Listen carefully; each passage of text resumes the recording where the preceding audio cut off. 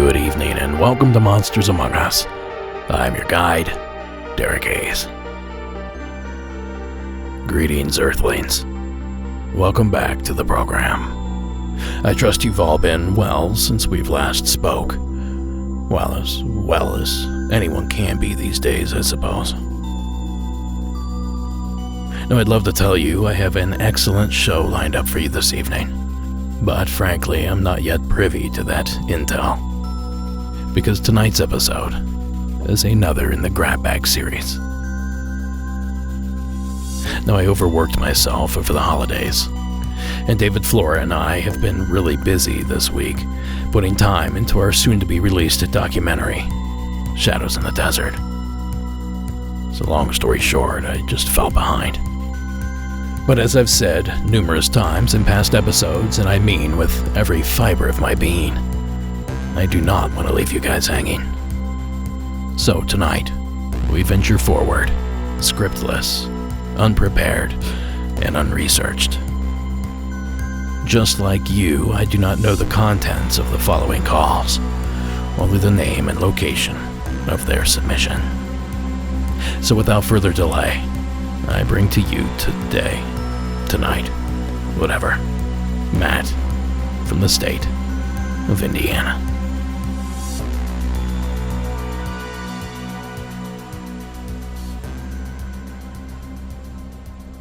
Hey Derek, this is Matt from Indiana. I was going to call in about a story that happened, I'd say about 7 years ago. I was about 15, 16 years old. Back then, me and my friend, I'm not going to say his name, we were really into ghost adventures and stuff like that, and we started to dabble in ghost hunting. And the thing about my buddy is he's always said he's had a gift, I don't know what you want to call it, where basically he could see things. And I don't know if that made it more of a hotbed for him, if he was just a magnet, but weird stuff would happen at his house all the time once we started dabbling and that kind of thing. We got a few EVPs, stuff like that, nothing big, saw a few shadow people. But then he started texting me in the mornings pictures of him getting scratched. He'd wake up, and this happened for about a week. He'd get scratched.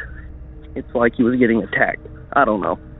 Then one day he told me how he was going upstairs to the living room. His house had a basement. That's where he slept, downstairs, and he was going upstairs to go get something to drink. And when he was heading up there, he said a large black shadow kind of formed in front of him and pushed him back down the stairs. Well, spring forward, I'd say a few weeks, and his parents were throwing a Super Bowl party. And I went over, and we were having a good time. And I went down to the basement at one point to grab my phone. I had it charging, and, I was young, and like I said, we watched Ghost Adventures, and I always thought it was a good idea to antagonize whatever we were trying to make contact with. And so I stood there, and, I remembered that story about how he was getting attacked, and before I went back upstairs, I just kind of turned around and, pretty much said, whatever is down there, how about you quit being a coward? I didn't use that word. I used something else. And, mess with me. Leave him alone. He didn't do nothing wrong. And as soon as I turned back around, start heading upstairs because nothing happened, it was like a force stopped me. And the moment it stopped me, over my shoulder, it wasn't a noise being made upstairs. You could hear everything happening upstairs. It was like right by my ear was just like a mixture of a growl and scream, I guess. I don't know, it was deep, it was foul, it was just not happy.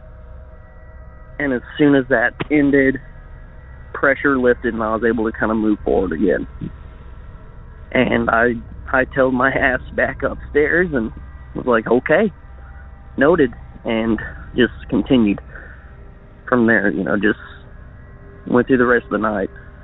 I think I finally told my buddy a few days later. But yeah, that's my story. It's kind of quick, I guess. One of the many, so I'm sure I'll call back with more. Hopefully this makes it on the 11th season. I have a hometown legend story, but it's a little late for that, I guess. I'll save that one. Huge fan of the podcast, man. And I'm a huge fan of Paranormal Caught on Camera. Me and my uncle, who sadly passed away last year, watched it pretty much every time there's a marathon on. So thanks to that show, I'll always have a fond memory of that. But thanks for what you're doing, dude. It's great. I love it. Keeps me awake on the long drives. I'm a trucker. Haven't seen anything yet, though. Thanks. Bye. Thanks, Matt, for calling in. And sorry to hear about your uncle. Sounds like he had pretty good taste in television, though. Now, that's certainly a wild series of events that took place there. And your friend certainly isn't the first or only to claim to have some sort of strange gift or ability. And quite frankly, I think that near everybody has that ability to some extent. A hidden talent that only some have managed to tap into. Of course, we don't know for certain. But with stories like Matt's, we find ourselves just a little closer to the truth. So thanks again, Matt, for sharing the entry. Now, folks, if you have a call you would like to share, maybe a hometown legend, as Matt suggested, which, by the way, the latest Hometown Legends installment is coming up when I premiere Season 13. I believe that's in March. I need to check our calendars on that. Either way, if you have a call you'd like to submit a true paranormal story, call the hotline at 1-888-608-NIGHT. That's 1-888-608-6444. And you still have a few weeks to get those clergy calls in, if that happens to be you. Well, this next one takes us to the state of Michigan, where Dana has a story waiting for us. Hi, Derek. This is Dana from Michigan, and I've been listening for about 5 months now. I've binge listened to all your episodes, and I joined Patreon to keep the stories going. And I finally had the courage to call and share something that happened to me many years ago. This was outside of a small town in Michigan called Belleville. Around the year 1984, 1985, I was 11 or 12 years old. I have a little brother who was about 7 or 8. We weren't quite old enough to be left alone all day while our mom was at work, so we still had a babysitter. My mom worked at a large Detroit automaker. They start very early in the morning, around 6 a.m., so I'm assuming my mom dropped us off around 5 a.m. The woman who was watching us at the time was an older woman. She had a small home in the back of, I believe it was her son's property. They built her a small home to keep her safe, and somehow she met my mom, and my mom needed childcare. So we were dropped off every morning in the summer about 5 a.m. It was still dark out. The lady would let us go lay in her bed, me and my brother, when we got there. We didn't have to sleep on a couch or anything. She would go sleep on the couch, and my brother and I would crawl into her bed and fall asleep until we got up, 7, 8, 9 a.m. in the morning. So This particular morning, we crawled into her bed. I think my brother was asleep. I was laying on my left-hand side, and I opened my eyes real quick, and she had a dresser, a large dresser with a mirror attached. And as I looked into the mirror, I saw something smiling at me. And I was instantly scared, instantly closed my eyes real tight. And for a second, I don't know why I thought this. Maybe because it was smiling, I thought it was God smiling at me. And then I thought for a minute, wait a minute, I think if I saw God, I don't think I'd be afraid. I was terrified of the space that I saw in the mirror. It was dark. You could just tell there was a darkness about it, maybe a redness kind of glowing. It was smiling. I realized the best word to describe the smile is sinister. It was staring and smiling sinisterly at me, and I was terrified. And to this day, I still don't look at mirrors at night. And we have a dresser with an attached mirror, and I never look in that mirror at night. And I swear, if I had to take a guess, I saw Satan that day. And I don't know why he appeared to me, but he was smiling, and it was terrifying. So I just want to take a moment and thank you, Derek, for creating this platform for us to share our stories. I love the podcast. It really helps me through my day at work. And thank you very much for letting me share my story. Take care. Bye-bye. Thank you, Dana. And especially thank you for signing up for Patreon. As Dana mentioned, it does keep the stories coming. Putting on the show is a full-time job for not only myself, but my wife as well. So that's where our majority of our income comes from. So we certainly appreciate any support we can get there. For those that are curious, it's patreon.com/Monsters Among Us podcast, and there's levels starting at $1. Now, as far as Dana's story is concerned, I'm right there with her. I don't like mirrors at night either. You know, after 6 years of doing this show, there's not a lot out there that faces me anymore. That said, when I go to the bathroom at night, I don't turn on the lights. We have night lights for that kind of thing. But I never look at myself in the eye or look at my face in the mirror while I'm washing my hands. Something about it just creeps me out. I don't look right. I don't look normal. I look spooky. Weird stuff. So either way, Dana, I certainly get it, and we appreciate you taking the time to share. Now, according to my notes, this next story takes us north to Minnesota, where Abby is waiting with a tale. Hey there, my name is Abby. I am in Duluth, Minnesota, and I think I have possibly witnessed a time slip or a glitch in the Matrix. Not really sure what to call it. I haven't heard much of these stories, so I thought I might as well share my experience and see if anybody else has experienced something like this. I am a new listener. I came from the Let's Get Haunted podcast, and I was listening to the water episode on my way home from work, and I decided to call in and tell my story. So I think it was around September, August of 2019, and my best friend and I were hiking at Jay Cook State Park, and we were on our way back. And I was driving through this intersection that I've driven through many times. It was on my way to work and school, so I was very, very familiar with this way. So we were driving through some stoplights, and we were approaching, or we just got past these stoplights, and we were approaching a construction site, which is a little weird because the day before there wasn't any construction, and now the road was tore up. There was cones everywhere. There was trucks and construction men in like orange vests and stuff, and there was cones on the road. And so I was going straight, following the cones, and all of a sudden the cones led off the road, and all of a sudden I was going into oncoming traffic. So I just assumed possibly that I took a wrong turn or something, and I wasn't trying to get my best friend and I in a crash, so I quickly swerved to the left, avoided the oncoming traffic, and kind of just I had to gather my surroundings for a second and realize what just happened. So I take the left turn, I go to the end of the road, there's a cul-de-sac, I do a U-turn, maybe a minute has passed, 30 seconds to a minute has passed, and so I go back approaching the road that I was just on to take another left to get on the road that I was on to see maybe if I took a wrong way. And as we approach the stop sign, there is no oncoming traffic, no cones, no construction workers, no trucks, nothing. Everything is back to normal.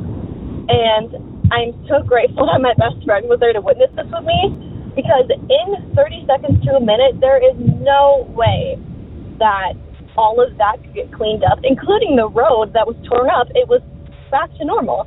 There's no way that that could have happened. Yeah, I don't know, very weird. Ever since then, weird things have been happening to me, just weird circumstances and weird things. But yeah, possibly a time slip, possibly a glitch in the matrix.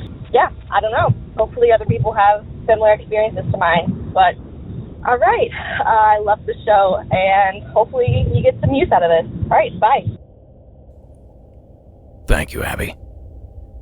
You know, as Matt mentioned earlier, Paranormal Caught on Camera is actually a decent source for these glitch in the matrix, time slip sort of videos. I remember covering probably at least a half a dozen, probably more, in my 4 seasons with the show. Now, like a lot of the other clips on that program, I'm sure there's a logical explanation to it, but there certainly were some freaky ones. The one that really seems to stick with me was the bird that seemed to be floating above the freeway. That's probably some sort of art installation or something, but it was weird to see. If I can find the clip to it, I'll post it in the show notes. Otherwise, thank you, Abby, and thank you to the girls at Let's Get Haunted for spreading the word. They have a fine program over there that you should go check out yourself. And if you do, tell them we sent you. Tonight's episode is brought to you by BetterHelp. It's no secret that the last 2 years have come with many struggles for us all. But with the new year comes a new chance to prioritize your mental health. I've struggled with depression and trauma, and in my experience, speaking to a professional can truly make a difference. BetterHelp will assess your needs and match you with your own licensed professional therapist. You can connect in a convenient, safe online environment and start communicating in under 48 hours. With BetterHelp, you have the option to schedule weekly video or phone sessions, or message your counselor at any time. Rest easy knowing anything you share is confidential. Now, BetterHelp's counselors specialize in depression, stress, anxiety, grief, family conflicts, and more. The service is available worldwide and at a much more affordable price than offline counseling. And of course, financial aid is also available. So start this year off by making a change that will help lead you to a healthier, happier life. As a Monsters Among Us listener, you'll get 10% off your first month by visiting our sponsor at betterhelp.com/Monsters Among Us. Join over 1 million people who have already taken charge of their mental health. Again, that's BetterHelp, HELP.com/Monsters Among Us. As always, supporting our sponsors supports the show. So thanks for listening, and back to the spooky stuff. Now then, this next one comes to us from, I think, a repeat offender. It looks familiar. Frank from New York. Welcome to the program. Hey Derek, this is Frank from Long Island, New York. I'm calling about a haunted road that's out here in Suffolk County. So about maybe early to mid-2000s, I bought this book called Weird New York. And I'm pretty sure you're familiar with it. From the guys who have the Weird New Jersey website, they made a whole bunch of books, Weird New York and a bunch of other states. Consists of paranormal activities and or other like weird tourist attractions that are in that state. But there was one thing that caught my attention in this book. It was this road out in Huntington called Sweet Hollow Road. I'm not from Long Island. I'm from the city, so I'm not familiar much with it. I know Long Island's known for its fair share of weird stuff like Mary's Grave and a bunch of other stuff. Like, you talk to anybody from Long Island, they know about all this stuff. And I have cousins and family out there in Huntington, so I was talking to my cousin who lives out there, and she was like, yeah, everybody out here knows about Sweet Hollow Road. It's known for being haunted. Now, in the book, it talks about, like, seeing, like, ghosts on the sidewalk and There was one story about a woman getting pulled over by a cop, and then when, he asked for a license and registration, he turned around and it was nothing in the back of his head. The back of his head was missing. But there was one story that she told me. I believe she said it happened to her friends. I don't know. Maybe she could be lying, joking around. But it was pretty freaky. She said that her friends were driving down that road, and I guess they wanted to test out one of the stories, so they put baby powder all over their car, and I don't know if they put the car in neutral, if they just let it ride. But when they got out, there was little handprints all over their car. And I was like, you got to be kidding me! That can't be true. No, supposedly there was a school bus accident a long time ago over there. I hope not. It's messed up, but yeah, she told me that, and I was like, are you messing with me right now? She's like, no, this is from what my friend told me. Many years later, maybe a few years ago, I told my friends, let's check this road out. And we were driving down it. Now, a lot of Long Island is, if you go to the North Shore, it's a lot of the rich areas are like that. It's dark, woody. It's pretty creepy at night. I actually drive through there when I'm listening to your podcast, just to set the mood. But I don't know, there's something about that road. Every time I've driven down it, it's a real uneasy feeling. Maybe it's my mind playing tricks on me because of, I know about the whole history behind it, but I've driven down it a few times, and it's just, I don't know, I just get this really odd feeling driving down there. Just a few hours ago, before I made this call, me and my fiance were driving around the area, and I saw the road, and I was like, should I turn down it? You know what? No, I'm not in the mood today. I don't need that type of stress. It's the road's very tight. I can see a lot of accidents happening there. It's a upper class neighborhood, so you do go check it out. I'd be mindful about where you're going, stopping and stuff. People respect the privacy over there. But yeah, that's it. I hope you can use the story. Love the show, and I'll try to call back with some more. Thanks. Have a good one, Derek. Thanks as always, Frank. We appreciate the entry. Now, coincidentally enough, the authors Frank was talking about also happen to be co-presenters on that same program, Paranormal Caught on Camera. Mark Moran and Mark Scorman. Both great guys. Now, the story that Frank spoke of about Sweet Hollow Road. I've never heard of this road, which is intriguing. And I wish I had a little more time to dive into it, and it's something I'll probably do in the future. But the descriptions that he gave, I couldn't help but notice the similarities to another legend, thousands of miles away.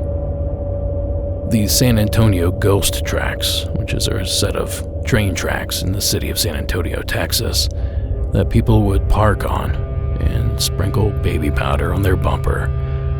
And supposedly, well, actually, let's do this.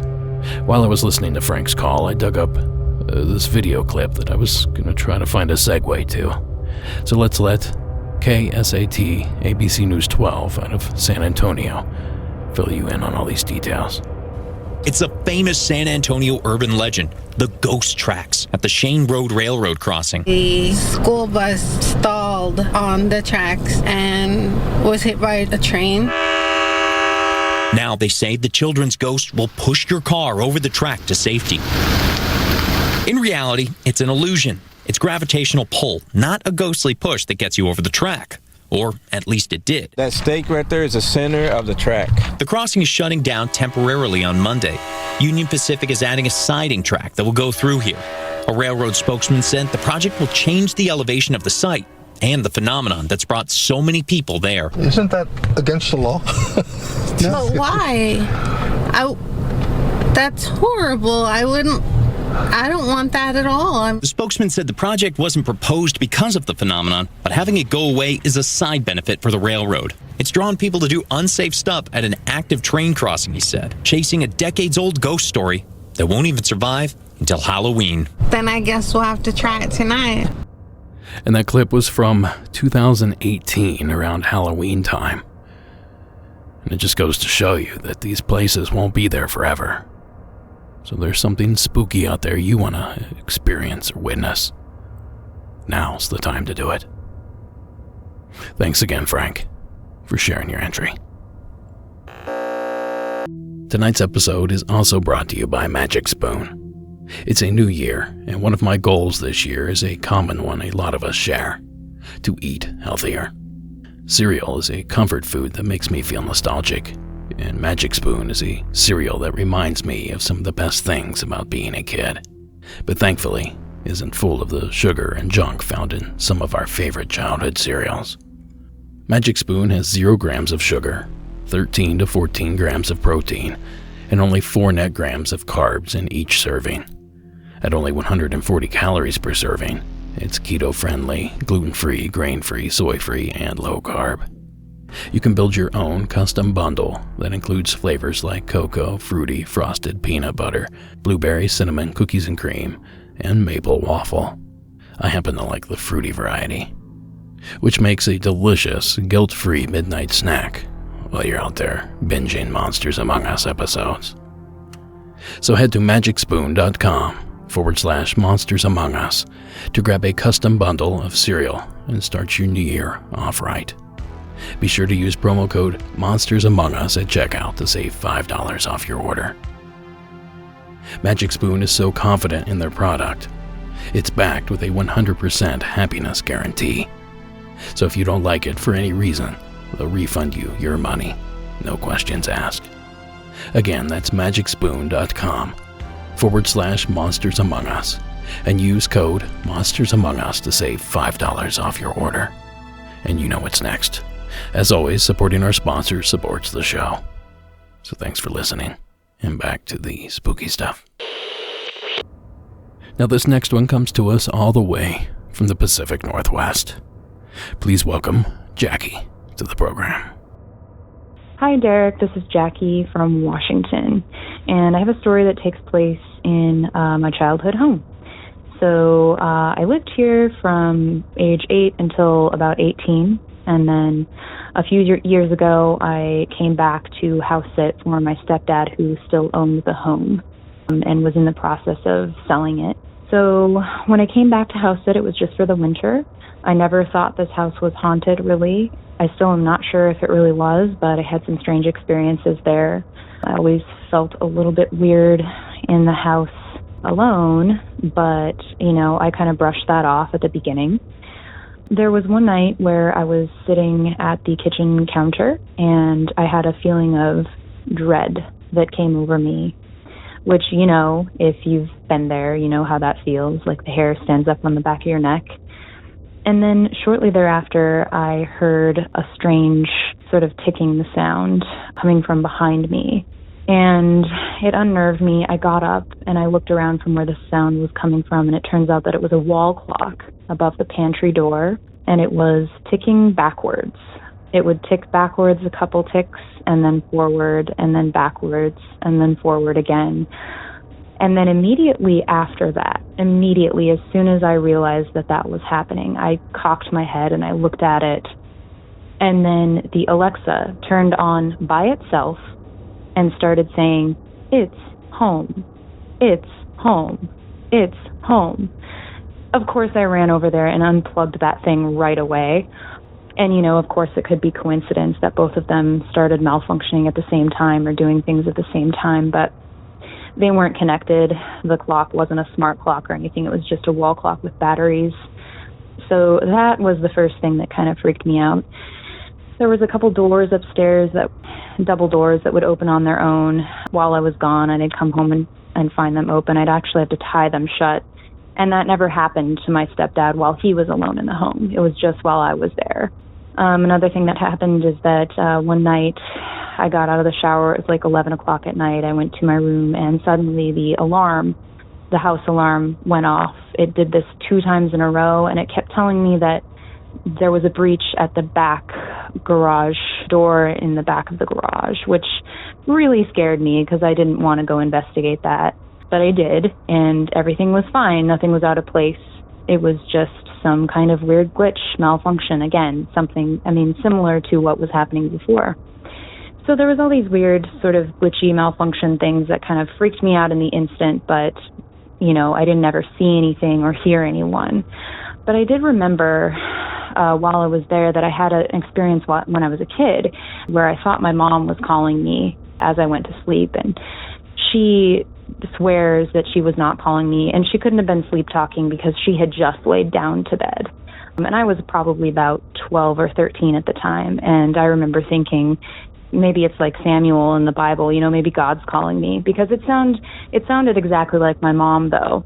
And that was long before I had ever had any knowledge of this phenomena that happens to people where they're called by some sort of spirit or malevolent force that mocks or that mimics their family. I had no idea about that phenomenon until much later. So I thought about that, and I was like, oh, okay, so maybe there is something here haunting me. So anyways, that's my story. Thank you so much. Love the podcast. Bye. Now, if I just place my logical thinking hat atop my head, here's the first thing I think of. Is this some sort of electromagnetic surge, a power surge, or perhaps some sort of solar ray of some sort? Some sort of natural or man-made wave of energy that affects the electronics in the room. Now, I know there's weaponry that's designed to do this. I know solar flares have the ability to wipe out entire electrical grids. And I'll be quite honest, I'm not smart enough to sit here and tell you exactly how all this stuff works. But sometimes stuff like that can make a lot more sense than someone coming back from the dead. But that certainly doesn't explain the disembodied voices and the closing doors that Jackie described. So I'm with her on this one. It's almost as if something's following her around, rather than haunting the house itself. It's too bad they no longer have possession of the home. I can think of a handful of little experiments to try to gain some headway. Regardless, thank you, Jackie, for calling in. Now, next up, we head over to my state of California, where Brent has something terrifying waiting for us. Hi, Derek. This is Brent. I apologize in advance. This is going to be a long sequence of events that has happened over my life, but I'll shorten it as much as I can. The men in my family don't live very long. My father, brother, and uncles all died around the age of 60 or younger, and I'm about to turn 60, so I want to tell of my life experiences just in case. So here I go. I guess the earliest event that I can remember, it was when I was 12. My brother, my older brother, and I and my dad went on a camping trip on my great-grandma's land down in the South. I'm from the South. So the first night we were there, just the three of us, we were sitting around a campfire and just looking at the stars. It was a clear night, and we were all looking up when we saw this bright, round light going above us in the sky from left to right. It was too high to be a helicopter, but too low to be a plane. And it just slowly went from left to right, not super fast. And I remember asking my dad, I said, what do you think that could be? And he said, I don't know, maybe it's Skylab. And Skylab was launched in 73, so that's how I knew I was 12. So we watched it until it disappeared, and then we saw it come back the other way from right to left until it disappeared. Then two of them were there, one from either direction, and they both were going towards each other, and when they got right above us, they both stopped right next to each other like they were communicating with each other, and they probably stayed in that position for like a minute or two, and then they both just went on in opposite directions until they disappeared. So basically we just shook our heads, and we didn't know what it was. We were kids anyway. Fast forward to 1980, I was working in a restaurant, and I got off about 11, and I went home, and we live on a dead-end street. It was literally a dead-end street because there's a cemetery right by our house on the left. Anyway, I had gotten out of my car, and I was getting ready to go in the house, and I remembered, tomorrow's garbage day, and it was my job to take out the garbage. So keep in mind, it's pitch black. We live out in the country, no street lights, only the light of the moon. So I go get a garbage can, and I walk it to the end of the driveway. But the whole time, I had a feeling that I was being watched, and I had never had that feeling before. And I just couldn't shake that feeling, so I put the garbage can down, and I went back to the back of the house to grab the second can. And as I was walking down the driveway, I looked over my left, and hovering right above the trees, and these were not tall trees, was a craft of some sort. It was probably about the size of, say, a school bus, but it was hexagon in shape, and it was pulsating lights, red, green, yellow, red, and it was just pulsating. But one thing I noticed is it was following me. In other words, as I was walking down the driveway, it was on my left above the trees, paralleling me. And when I stopped, it stopped. And when I took 3 or 4 more steps toward the curve, it followed me. Well, I finally shook myself out of it, dropped the trash can, ran in the house to get my mom. By the time she came out, of course, it was gone. So that shook me up for a while. But what do? You just talk about it to your friends and family. Anyway, I was also 18 and getting ready to move across the country. So life goes on. So pretty much nothing to report until 2013, and this is when things really started to rev up. So I'm living alone, and I'm an extremely light sleeper. And I always sleep in the dark because I wake up easily. So I was sleeping one night, and something hit the foot of my bed, and it woke me up. And I went to open my eyes, and I could not open my eyes. And then I felt something crawling by my feet, and then all of a sudden, I was frozen. And the only way I can describe it is everything under the blanket, I couldn't move. It was like I was, when you vacuum seal food and you suck out the air and the plastic forms around the food, that's what the blankets did to me. It held me down. Anyway, I was laying on my back. My right arm was on top of the blanket. I could move my right arm. I could move my head. I just couldn't open my eyes. But I could feel the pressure around my legs that something was on top of me. And I'm thinking all the time, I have a bat to the right of my bed, and I'm thinking to myself, if this thing moves one more time, I'm grabbing the bat, and I'm just going to start swinging. I don't care what damage I cause, I am going to start swinging because I was petrified. And nothing happened for, I'm going to say, maybe 10, 15 seconds. Then it moved again towards me. I lifted my right arm to reach for the bat. As soon as I lifted my right arm, this long, thin, very strong hand grabbed my right arm and slammed it down into my chest, and boom, I was out. Next thing I know is it's morning, and I sit up on the bed going, did that really happen? I remembered it vividly. The thing that scared me the most was whatever this was, it could read my mind. It knew I was going for the bat, and it knew when I was going for the bat. So that also shook me up. Then little things would happen, like I would wake up like struggling with someone or something, and one time I went to hit something above me, and I hit something, I could feel it. Another time I went to hit, because I sleep alone, I swung at something on my left and hit something, swung at something on my right and hit something, and right by my ears I heard something make a clicking sound, like click, and then to my right I heard click, and then I heard something like little feet running out of the room. And then as soon as they were gone, maybe 30 seconds later, I could open my eyes, and of course there was nothing there. I have had things where I'm asleep and I hear like air pressure on the roof of my house, like to the point it would wake me up.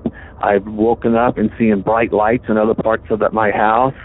But in early 2018, I had what I call a recovered memory. I always sleep on my right side, every now and then on my back, but I always sleep on my right side. But for some reason, I could not sleep on my right side. I didn't feel safe. I didn't feel comfortable.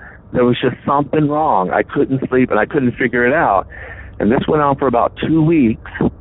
And then I had what like I said, I call a recovered memory.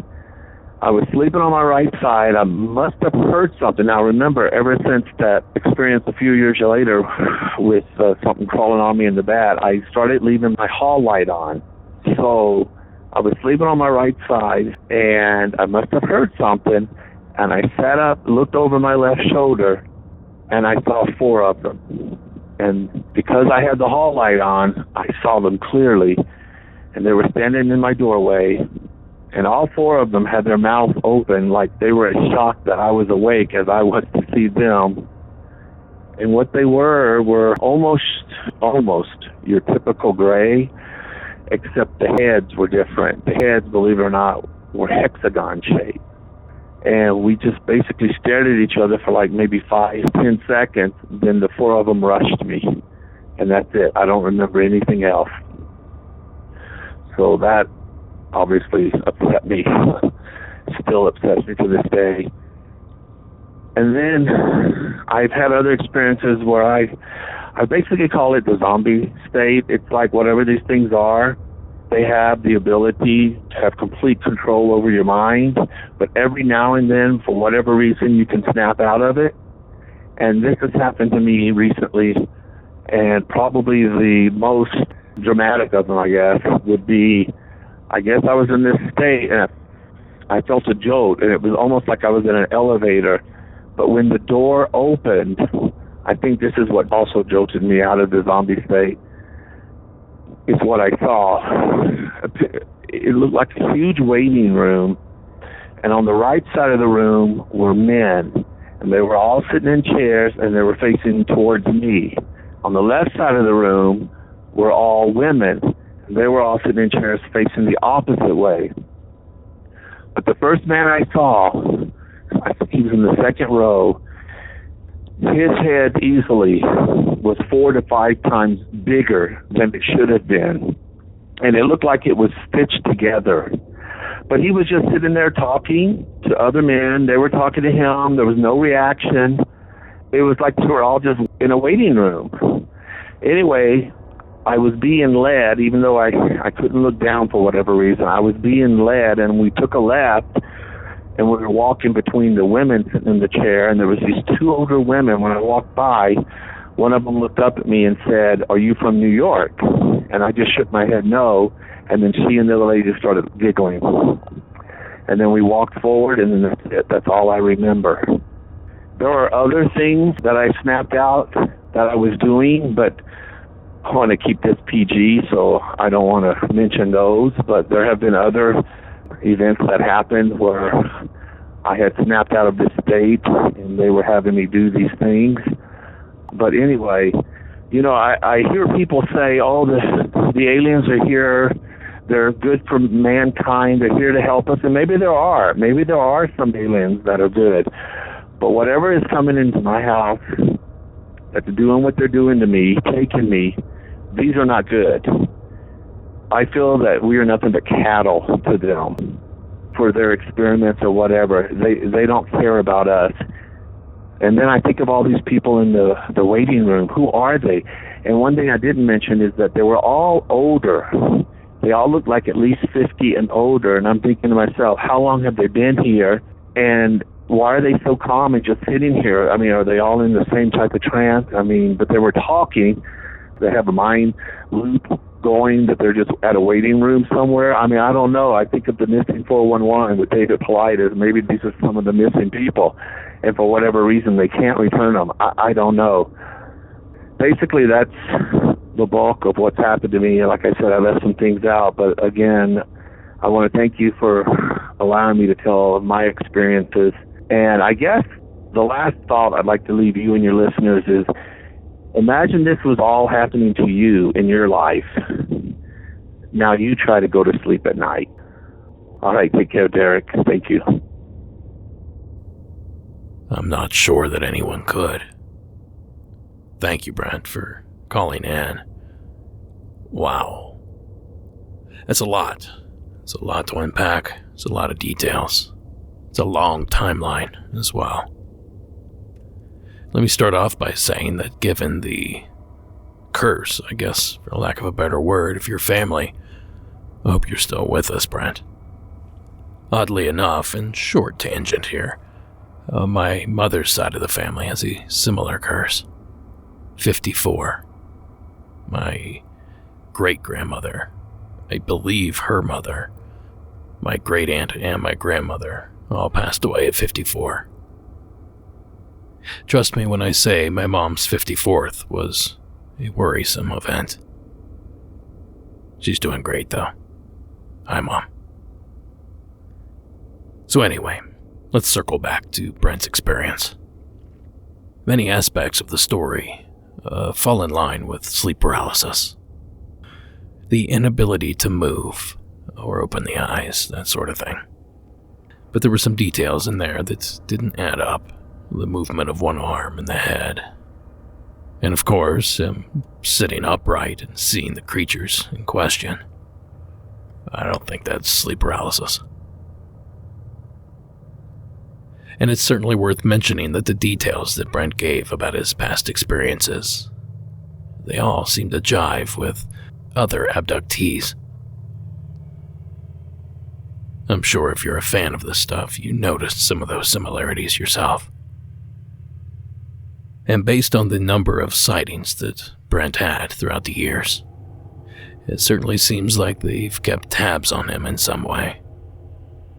Almost seems like they've kept tabs on the entire family, given that first experience on that camping trip. So this is me connecting dots here, but is it possible that these entities, whatever they are interested in Brent and his family because of the curse he mentioned at the beginning of his call? Do they have some sort of gene that shortens their lifespan? Is that somehow important to these creatures?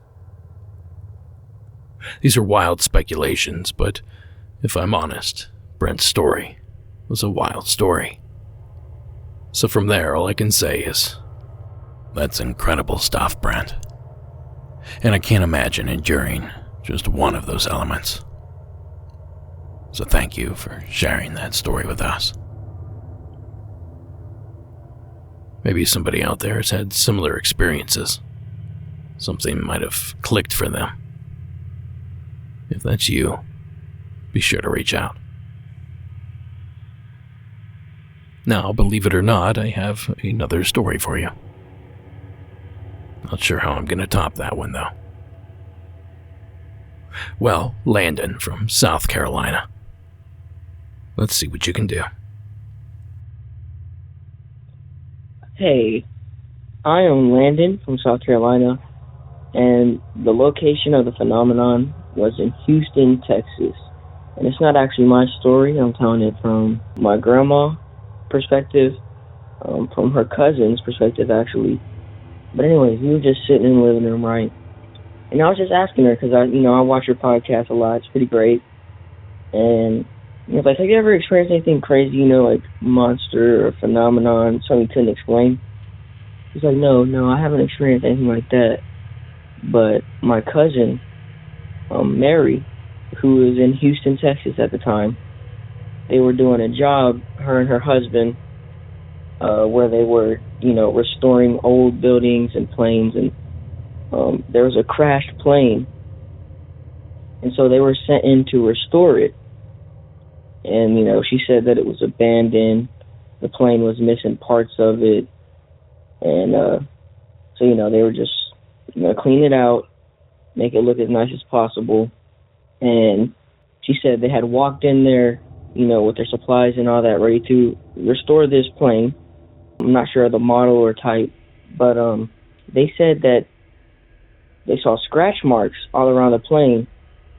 And, there were, they ignored it. It's an old plane. It could have experienced some damage. So, it's just part of it, of the job. They see stuff like that all the time. They thought nothing of it. Now, they heard a noise in the back while they were walking, like a screech. And, that obviously piqued their interest a little bit. If you're in an abandoned plane and you hear a screech, that's pretty interesting. She said it sounded like a bird. And so they walked down, further down the plane alley, past the seats and all that. If I can recall properly, it was in the pilot's chair. Okay, and I don't know if anyone has ever reported on your show about a creature like this or what. I couldn't tell her what it was because I don't have any experience with cryptids or whatever. She told me that they saw a nest,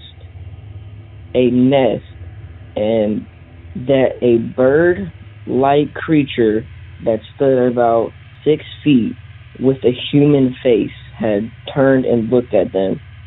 And of course, they were out of that plane. They were gone. As soon as they saw that, they were out. I'm pretty sure they might have reported it to their company or, whoever they were storing the plane for. I thought that was very interesting. A human-sized bird with a human face, but it had a bird body, is what she explained it to me. And I thought I would call that into you. And my grandma has never been one, she's a Christian, doesn't believe in anything like that. And she has never made up any lies or anything like that. And her cousin is a very trustworthy person. She's just not the type of person that would come up with something like that. So I thought that was very interesting. Thank you for the podcast. But I'm going to get off of here. Thank you for all the work you do. Thank you, Landon. I love when people ask their older relatives if they've ever experienced anything strange. You tend to get all sorts of weird answers. Now, my initial thought here is that birds tend to nest in convenient places. Old buildings, barns, overhangs. And I can't imagine an old abandoned airplane is not the perfect place to raise a nest full of little birdies. But what sort of bird fits that description? 6 feet tall. Now, an ostrich is most likely 6 foot tall, but does not live in or around Texas. Although I'm sure there are plenty there. But everyone knows what an ostrich looks like. I doubt anyone would be fooled by one. And I also doubt that they'd be nesting in an airplane. So I did a little digging while I was listening to Landon's call, and some of the birds in Texas that might fit this description would be the whooping crane, which is a tall white shorebird with red and black on its head. The roseate spoonbill, which is a pinkish colored bird with a huge bill shaped like a spoon. And of course, our old friend, the sandhill crane. I don't believe any of those would nest inside the plane. But there is one creature that lives in Texas that has a human-esque face, and certainly will be found in that old plane. The good old barn owl. Now, these fluffy little killing machines have a very soft face, very distinct eyes, and a very round head. But they're not 6 feet tall, not even close. In fact, they only weigh about a pound. But they do nest inside structures, hence the name barn owl. And they do get very defensive. But I know you don't tune in to hear about owls. So let me throw out one more culprit that sort of fits this description, and I suppose would be found at the crash site of a plane. Our old friend, the Mothman, was described as 6 feet tall. And he has big eyes that I suppose could be mistaken for human. And we all know his penchant for catastrophe. So I don't know, folks. You can make up your own mind on that one. But we certainly do appreciate you sharing your grandmother's story, Landon. Thank you for calling in. And that's going to do it for this episode. Monsters Among Us is written and produced by me, Derek Hayes. Additional support is provided by Sarah Carter Hayes and Addie Lloyd. All media used in this production is done so under the protection of fair use. Keep the party rolling by joining our social media campaigns. We have accounts at Twitter, Facebook, and Instagram. Do me a huge favor and give the show an old rate and review. Apple iTunes is best, but you can also do it over at Spotify. And lastly, the music you heard this evening was Iron Cthulhu Apocalypse and Carl Casey at White Bat Audio. And real quick before I duck out of here, those pennants that I told you about last week, 2 weeks ago, they're finally in the shop. So head on over to monstersamonguspodcast.com/shop and pick yours up today.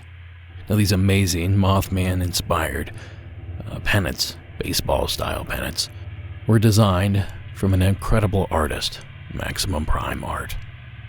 Thanks, Max. Now remember, these are a one-time thing.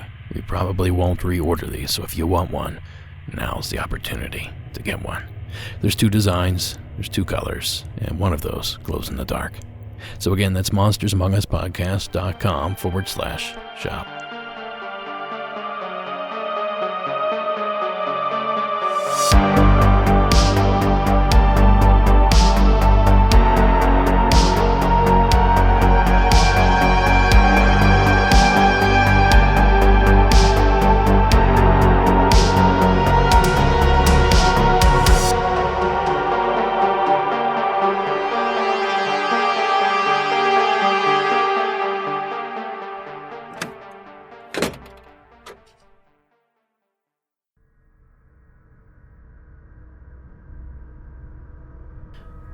Now this final entry takes us back to my old state, the Buckeye State. Steve, welcome to the program. Hi, my name's Steve. I am from Columbus, Ohio, and I don't really have a whole lot of events that have occurred in my life that have been kind of abnormal. However, when I was taking the trip with my family down to Florida, we boarded the plane and got going, and we hit the altitude where we were just cruising, and it appeared when I was in the aisle, they had taken off the the seatbelt sign, so I was able to get up and go use the restroom. So I stood up in the aisle, and I was facing my family. I was also facing the row of, I could see from end to end in my eyesight, from left to right, the entire row of windows that people look out of the window. And what I saw very, very quickly appeared to me that it was some kind of a missile. I don't know how else to describe it. It was dark, thin, flattish. It looked to me it was really quick, and it looked like a dark missile-ish thing, and it had black smoke coming from it. And it was extremely, it scared me to death because it seemed like, oh my gosh, that was a near miss. And then I thought, what the hell was that? And are we being bombed by somebody? And I was half expecting a news story to break when we landed at the airport down in Florida. So it was very, very odd. I'm not sure that anyone else saw it. No one else gasped. And it was, like I said, it was a split second across. But the pilot certainly had to have seen it. And in retrospect, it'd be really great to know if you have any advice on how to go back and kind of maybe research flight logs or something like that. I could probably get to the year and the month, but I don't know if I could get to the actual date. But it would have been a flight from Columbus down to Florida. Anyway, that's all I've got. Have no idea what it is. So by definition, it was an unidentified flying object, and it came a hell of a lot closer than any kind of air traffic would have been allowed to fly if it was known air traffic. Anyway, thanks so much for the show, and I absolutely love it. Bye-bye. Thanks, Steve, and go Bucks. Well, as if flying wasn't terrifying enough. But I'm wondering if Steve simply saw a passing plane here. Now, I've spent a lot of time in the air, flying back and forth from LA to Ohio, and I've seen many passing planes fly beneath us. Usually happens quite quickly. But what he described didn't sound like a plane. And I don't know why it would have black smoke emanating from it. So I suppose this is another one of those weird calls I simply have no information on. But I can give you a bit of a tip here, Steve. If you want to try to find any information, I would start with the flight number and the date that you traveled. Now, if you happen to know the airline you flew, you may be able to log into their website and access your past flight information. Now, once you have that, it's just a Google search to see if anybody reported it. In the meantime, I'll certainly keep my ears open here on our end. So thanks again for sharing the call. And thank you for sticking around to the end of the show. Have a good night.